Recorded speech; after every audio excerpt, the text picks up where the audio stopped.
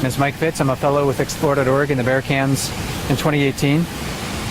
Ranger Andrew is with me. We're going to be doing a live play-by-play broadcast in just a moment, so please stand by.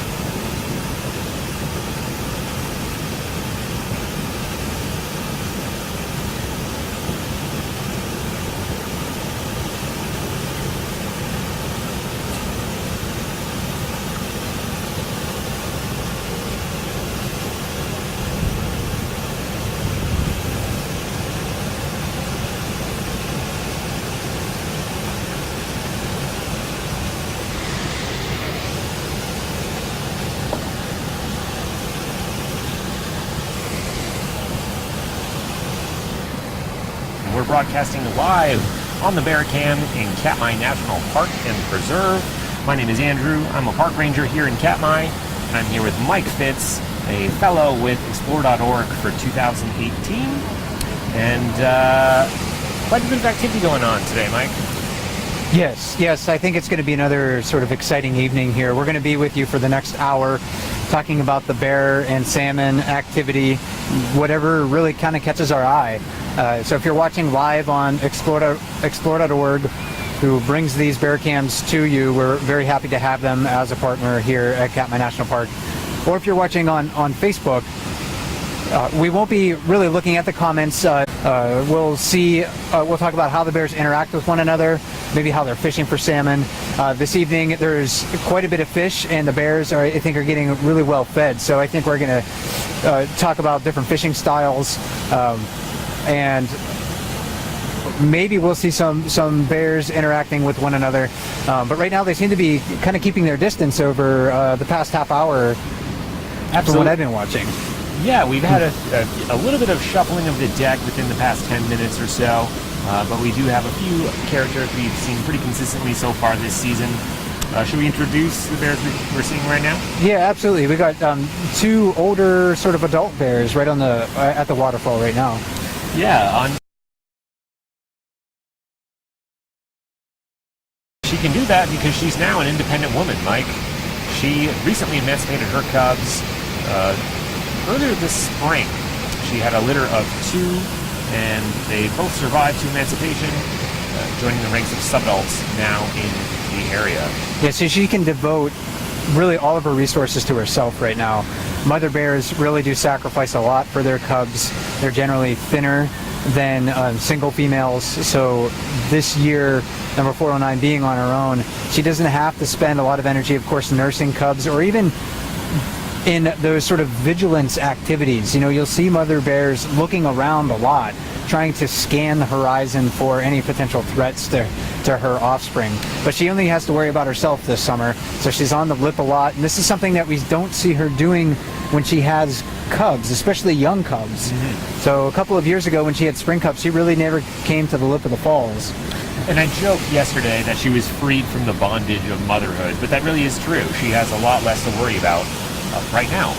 And given that she is by herself and she doesn't have to worry about having cubs to feed, would you expect to see her get bigger this summer versus last year when she had cubs? Yeah, I think so. I think she'll be very fat in the fall. She's already looking very healthy for this time of the year. She hasn't really started to shed a lot of her fur coat. I think by the end of July we'll see that she looks quite a bit darker and maybe a little shaggier than she does right now. So bears, for the most part, tend to shed their coat in midsummer.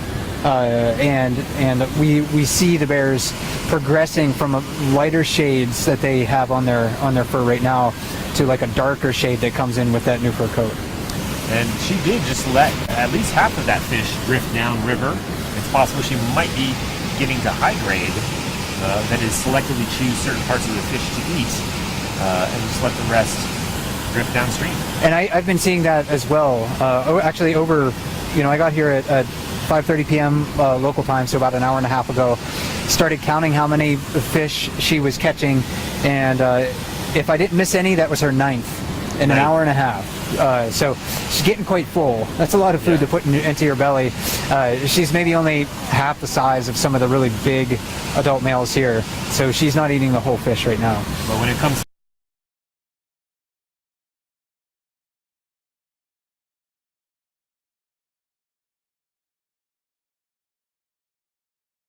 there's 634 became Popeye and has some pretty large forearms. He's an adult male.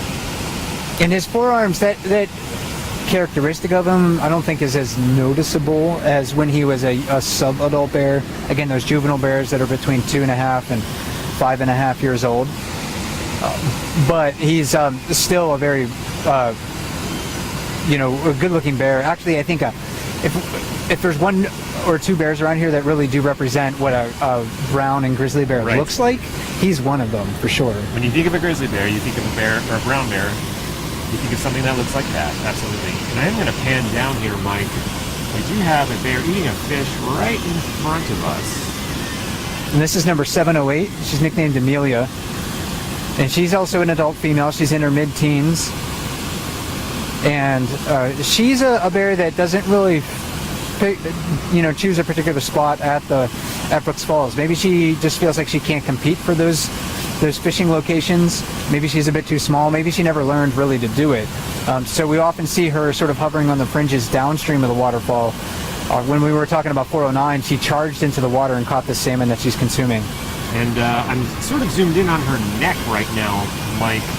We have seen this bear copulating with several males recently. And she seems to be missing a decent chunk of fur around her neck. And it's possible that might be from mating, right? Possible, yeah. I'm not really sure about the fur itself, but we can definitely see wounds on the back of her neck there. Mm-hmm. They're not very large, they're not very deep, but when male bears, are copulating with females, sometimes they'll grab them and hold them by the back of their neck with their teeth, and that can lead to injuries.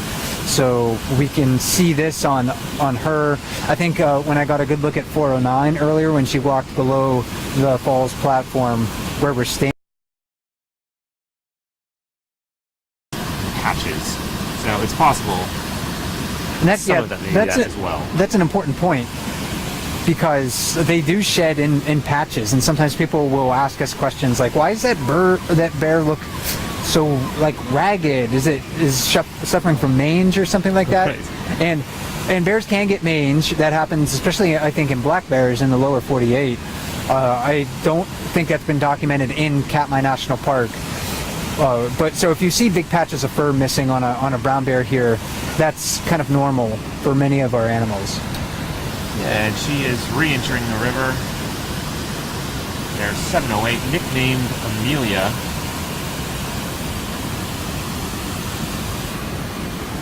We do have another bear sort of on his hind haunches here on the island. And this is a smaller bear. This is also a female. We're not exactly sure how old this bear is. Maybe borderline young adult age. My best guess on who this bear might be is number 804, who received a number last year. So that was the first year this bear was identified and seen very frequently in the fall fishing the lip of the waterfall. Yes, she's one of only a few bears to receive new numbers in this year's Bear ID book. The Bears of Brooks River 2018 is an ebook that the National Park put out. And we do have an altercation between 708 and what is believed to be Bear 804. Yeah, and 708, I've noticed her being a little defensive when bears sort of creep into her space. That's exactly kind of what that was. It was, back off, give me a little bit more room. You could see that 804, though, didn't really yield very much. She didn't turn tail and she didn't run. She kind of stood her ground there. So calling 708's bluff, now she's kind of moving out of sight.